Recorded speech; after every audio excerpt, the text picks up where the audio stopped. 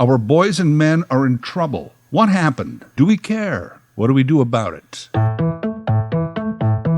I'm Larry Fedoruk, and this is Later That Same Life. On this weekly podcast, a topic, discussion, story from our lives. Season 7, Chapter 6. Of Boys and Men. Of Boys and Men is the title of a new book from Richard Reeves. He is a researcher and senior fellow of economic studies. It talks of the struggle facing boys and men in current society. Reeves uses hard data to show the trending of these challenges that boys and men today face in the family, education, career, and more. Let's deal with the controversy of this book right off the top, because perhaps, as I did, you first thought, oh, boo-hoo. Women struggled for centuries to get equal footing with men in so many aspects of our culture. And as soon as they start to succeed, the long-advantaged male begins to cry foul. Poor me. That is not actually what's happening here, at least I don't think so, but a fair point. Richard Reeves points out that we shouldn't think of gender equality as a zero-sum game. Zero-sum game simply means that with two sides in a game, any advantage gained by one side must come at the expense of the other. Most games don't work like that. Most game rules allow for each side to do well based on a skill set. Well, you can go for the steal on Family Feud. For the steal, show me of boys and men. But gender parity, like life itself, should not be a zero-sum game.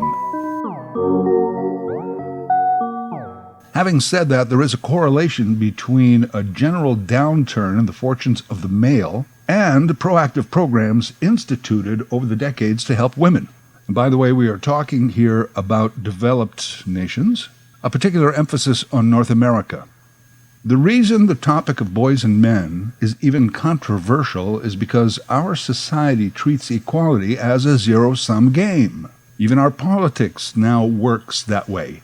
We are constantly in culture wars. Most people believe that an advantage to one must come at the expense of another. If you get something, that means I must lose something. And as a result of this outdated thinking, it often does. Instead, the basic principle should be there's enough for everyone. We just got to figure out distribution. Economically, there will always be strata, levels, divisions. Some will do better than others.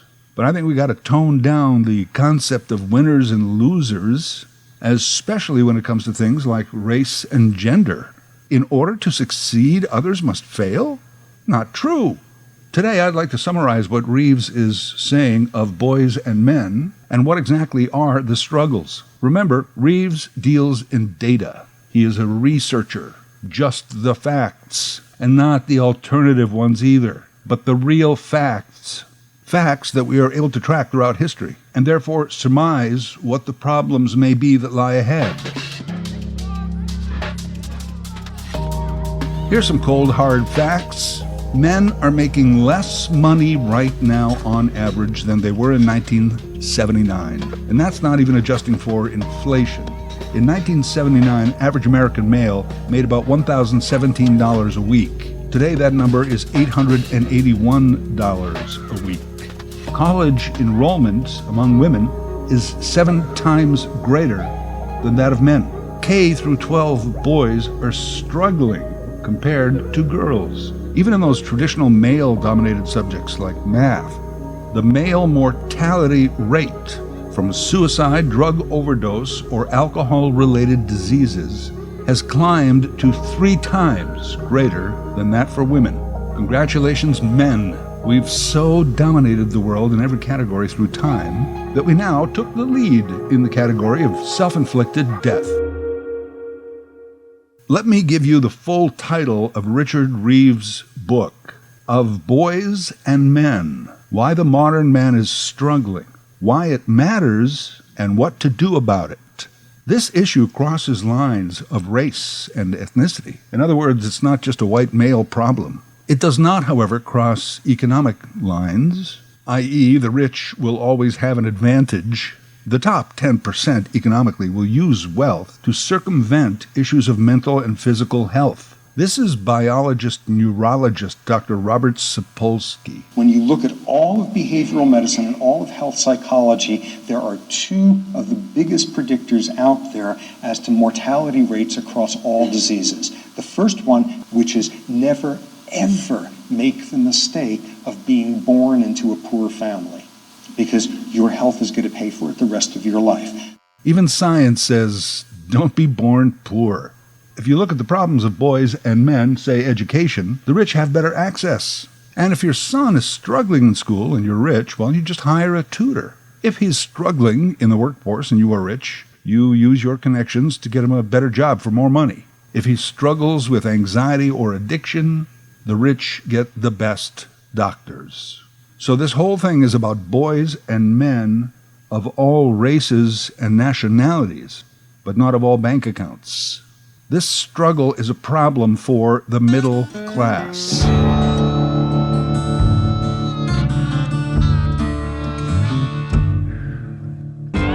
Women have fought for equality for centuries, and over some basic human rights like education or the vote. And sadly, this still does go on in the world. But again, today we're talking mostly about North America and what people have come to call advanced societies. The modern women's movement goes back about 50 years, and that's when we became familiar with issues such as equal pay and something called the glass ceiling. We're not there yet. It has been pointed out that among Fortune 500 companies, only 44 have women as CEOs. Only 25 years ago, that number was 0. Progress? I guess. Meanwhile, in traditional male fields of science, medicine, and law, the number of male versus female scientists, doctors, and lawyers is getting close to equal. This didn't happen by itself. It took brave individuals and others who got organized into groups to lobby lawmakers for change. Affirmative action is what we call it. This kind of societal change, this pivot, rarely happens on its own. It doesn't evolve because so many people love their status quo. They fear the change, so change must be prodded, pushed along, encouraged to benefit the unfairly disadvantaged. Women are succeeding. As Richard Reeves said, the last 50 years have witnessed the greatest economic liberation in human history.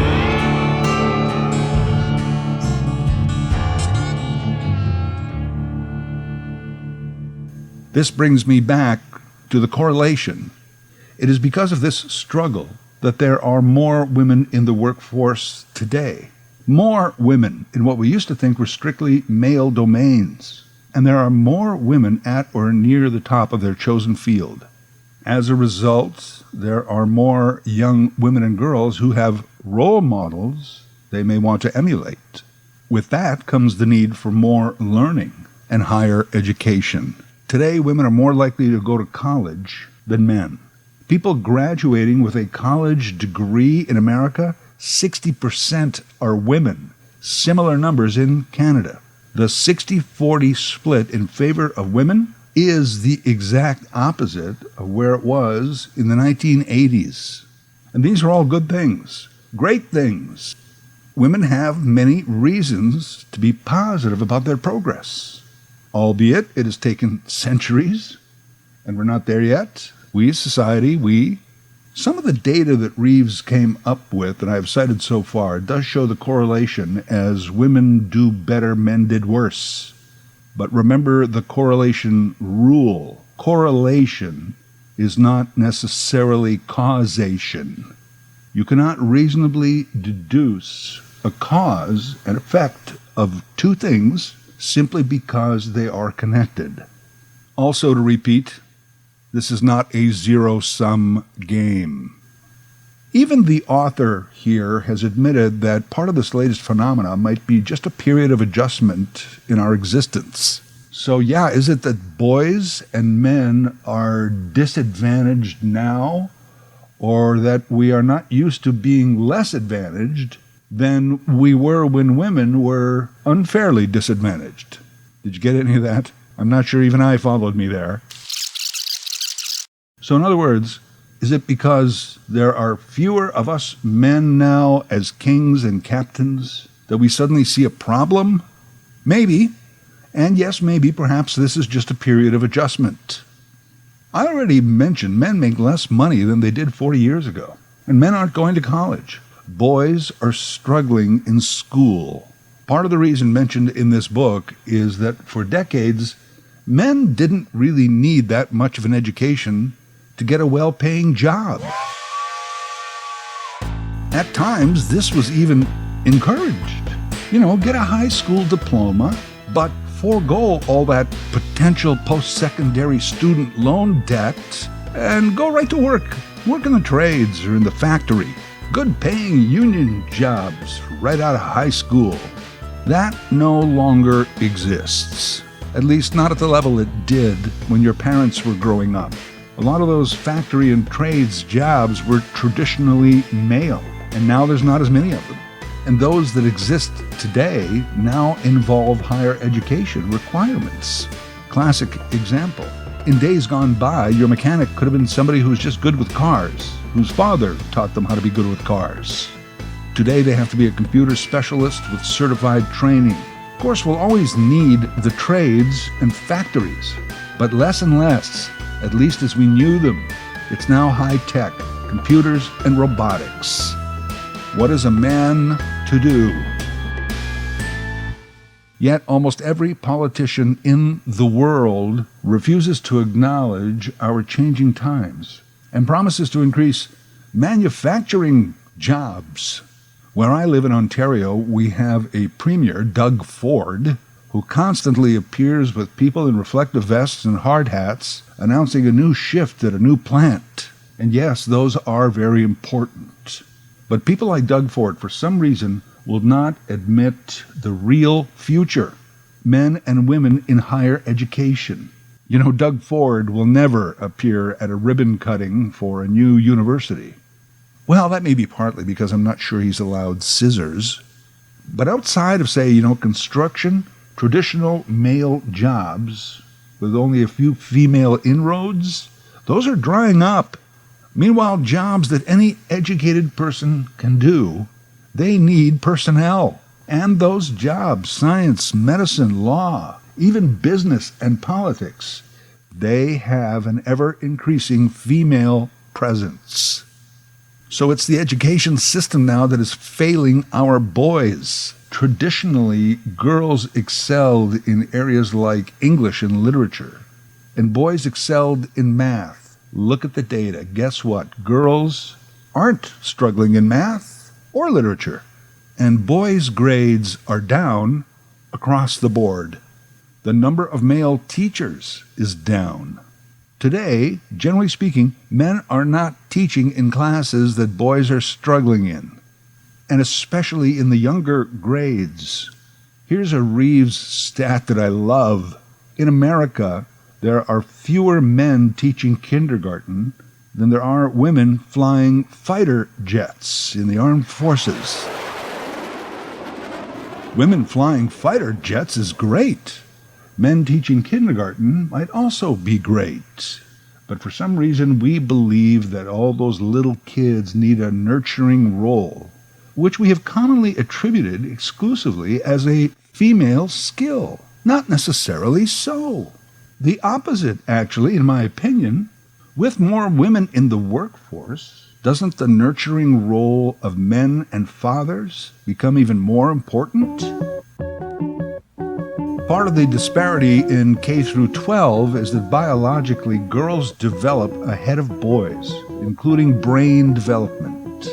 Decades of studies have proven this time and time again. Or just watch a 15-year-old boy acting around a 15-year-old girl. There's your maturity evidence right there. One proposal to fix this is something called red shirting. Red shirting is generally a college sports term, but it has now come to mean a delaying or holding back in a process. So red shirting, if put into effect, would mean that boys would start school a year later than girls. First grade would be a bunch of 6-year-old girls and 7-year-old boys. Can you see that happening? What are the chances parents and school boards would agree to that? But experts do tout it as a possible solution to the differences in development. Let me just say that men, women, boys, girls is a sensitive issue. And I understand that people can identify differently from their body parts and that there are more than 2 genders. But today I'm focusing on years of basic data and science. Have you ever seen or heard a person who, by the stereotypical characteristics, you're just not sure if it's a man or a woman? Well, sometimes that person could be one or the other, transitioning to one or the other. That's kind of what's happening with all men right now. The times are changing, and we're still transitioning. You know, for most of human history, we had a defined, simple role. Get club, find food, rule world. And maybe now it's finally hit us that things have changed. We're confused. Maybe it's not that boys and men are getting dumber. Maybe we always were, and just now we've finally been exposed. I agree with Richard Reeves that this is a problem, and it should be addressed. Education, shattering the mold of traditional roles, and holding more than one thought in our heads at the same time. Politicians and lawmakers won't do it. It's not exactly a popular stance to take these days, is it, huh? What about the rights of men? Reeves' book has already been called misogynistic by some. Obviously, I don't agree. We have an issue, and it's not a zero-sum game. Correlation is not causation. Culture wars are a problem. Why is everything today an either-or? How about a this and that and the other? I thought we were capable of carrying more than one thought in our heads at the same time. I think we are still capable of that, but so often we're choosing not to implement that talent and ability. Women who are enhancing and exercising some basic human rights and freedoms did not cause the problems for men. Generally speaking, it's men's refusal to accept those changes that are now causing us problems. To me, that was the point of Reeves' book, that the male is struggling in school, therefore discouraged by higher education, confused about his role in the future and in the family, making less money, and increasingly resorting to drugs and alcohol to try and get through life. Is that not a problem that we want to fix? And not at the expense of our many other causes, but right along with them. Frederick Douglass was a 19th century American writer, orator, and social reformer. His best-known quote, I think, applies here. He said, "It's easier to build strong children than to repair broken men."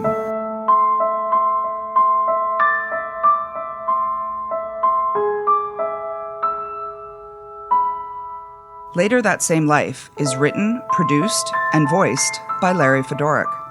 Larry Fedoruk, 37 at gmail.com.